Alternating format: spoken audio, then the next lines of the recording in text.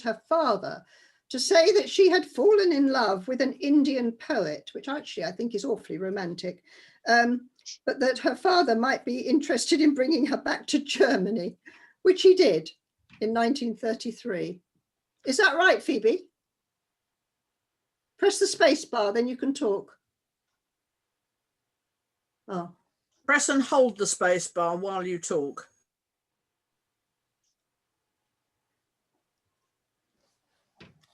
We'll move on. Anyway, Goethe and Hans met and they married. Goethe had studied the history of British education in India, and she'd also gained a doctorate. She'd actually studied at the London School of Economics, and she was the niece of the very well-known Hertz. They married and they had John. And excuse me interrupting, Maureen. Maureen, there's a message. There's a message from Phoebe saying no, the German High Commission. Oh, the German High Commission. Okay, fine. I shall change my notes. I knew it was somebody, that sort of person. Who knows about Hertz? I mean, if you're talking about wave frequencies. Yes, we are. Yes. They're measured in hertz. Yes. And that was. Goethe's uncle was the inventor or the discoverer of the Hertz waves. Who sadly didn't get the Nobel Prize, although one of his brothers did subsequently. Yeah. So this 34 to 36 was, you know, quite momentous few years for them.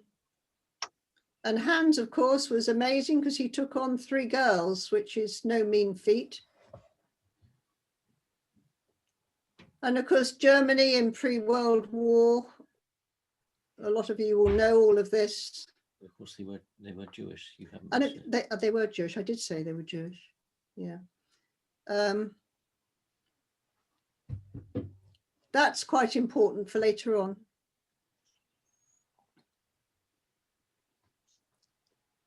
And there's this lovely page and it says Hamburg 37. And I think this must be John, this little tiny one. And one of those must be Goethe. This is Iris doing a handstand. This is one of these is Tita again. She comes again and again. Bottom this left. Is their grandparents' house. Sorry? So it says it's the bottom left, I think. Yeah. Oh, I don't know which is which. I'm not sure. This is their grandparents' house. It's got a fabulous lake behind, and there's quite a lot of photos around the lake. Marched along the beach. I have no idea the significance.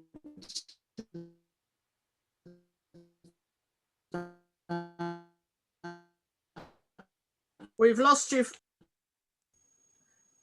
Stephen, Maureen, you appear to have frozen for the minute. But they actually left Hamburg. Okay. Shut down our other. You're frozen.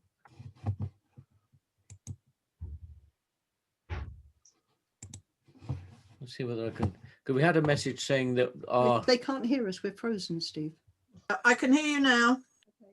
Steve's going to try and shut down things that are running behind it, so that so you'll just have to bear with us while we go back out and come back in again. I'm going to end the show, then we'll come back in. We'll come back in because we've got lots of programs running.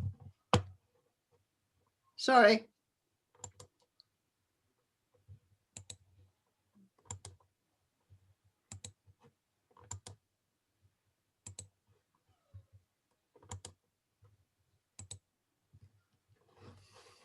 Can you bring it up big now? Yeah. There we go. Is that any better? Is that better now? Yes. It sounds perfectly clear. Okay, good. Okay. So they arrived in Harwich with the 4 children. I think it's possible Hans's mother was with them. I'm really not sure about that. Does anyone know that? She certainly got to the UK. Anyway, Hans, who was the one that lived in Perridge, had obviously handed over a huge amount of money to Germany to get out, and Goethe told Phoebe that the family had found it very difficult to leave Germany. It took a long time to get the right papers, despite them having a lot of links with the UK. They did get out in the end. And in fact, I looked up what the value of this is in today's money, and it was about £6,000. So bearing in mind that they were actually, you know, stockbrokers, bankers, you know, they were a very well-off family. It cost them a lot of money to get out. But Hans had left his older brother there with his wife in Prague. But somehow 2 of his sons of Aunt Jenny got out. I've been trying to track them, and they seem to have gone to the USA at one point, but they were also in the UK at some point as well. So I'm not quite sure what their journey is, but at some point you have to say, I have to stop looking, you know, that's it. So this is the profile of those who went to England. She had died. These are the 3 children. These aren't exact ages because I don't know the date of their arrival. So, you know, give or take, I know John's is right, but give or take a year, that's about right. I just a feeling that Rosa was with them, and she was 71 then. After they arrived, I'd no idea where they went in 37. Somebody might know. Anyone know? Press the space bar. No, but I can track them. I can track them through these dates.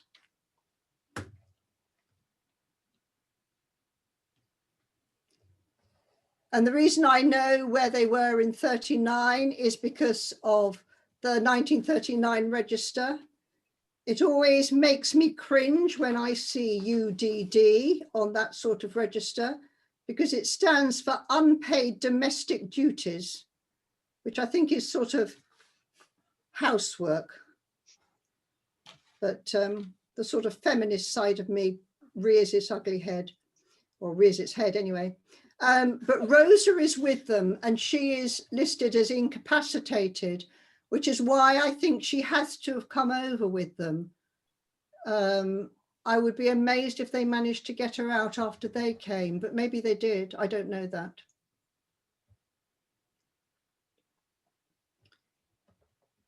And Hans opened a shop as an art dealer. And Rosa died. But Hans was interred on the Isle of Man for 4.5 months. And I have found their certificates on that. So here he is, his date of birth. This is his address. He's an art dealer, refugee from Nazi oppression. He doesn't want to be sent back, hardly surprising. So he was in the Isle of Man from June 40 and was released January 41. No, it's my fault. This is Rosa's. She also had one of these registers, but it says clearly that she had already died, and so she was exempt. Here's Goethe's, and she was also exempt, presumably because she had the children.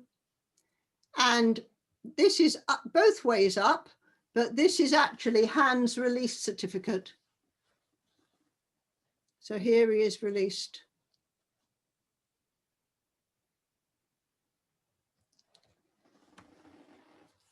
So he was he was released and he opened a new shop. And he had a knack of discovering all sorts of amazing works of art. Come back to that in later life, later on. I found him in the London Gazette. He's living in the same address with Iris and Susan, but not Goethe. But in that Gazette, there is a Goethe Calmann with a different middle name who says she's a nurse. And I asked Phoebe about that, and she said, well, you know, maybe it was over in India, because there's this amazing photo of 3 people, a lady and 2 younger people, dressed in nurses' uniforms on a white sort of hospital type bed. No name, but I can't find any other reference to Goethe being a nurse, and it's speculation. You know, maybe there was another person called Goethe Calmann with a different middle name. No idea. Does anyone know? No. It's a great photo. Very almost lyrical photo. So they came to Perridge in 1960, and John Calmann wrote some most amazing letters, which I thoroughly enjoyed reading. There'll be times when I actually read some extracts. So this is Hans. He was consulted by an increasing number of collectors. And there's a lovely letter that John writes. And he said, he's talking about JFK, John Kennedy, has made a great impression. Let's hope he keeps it up. His wife, by the way, is hanging Calmann drawings on her walls. My father had a couple of very nice letters from her. My address is the White House, 1600 Pennsylvania Avenue, etc. And if you have some good drawings in the future, though I know I am not an important client, I do hope you won't forget me, or words to that effect. I quite like that. Do you know why they left London and came to Perridge? They were looking for a country house, I think. That seems a very good idea. Yeah, just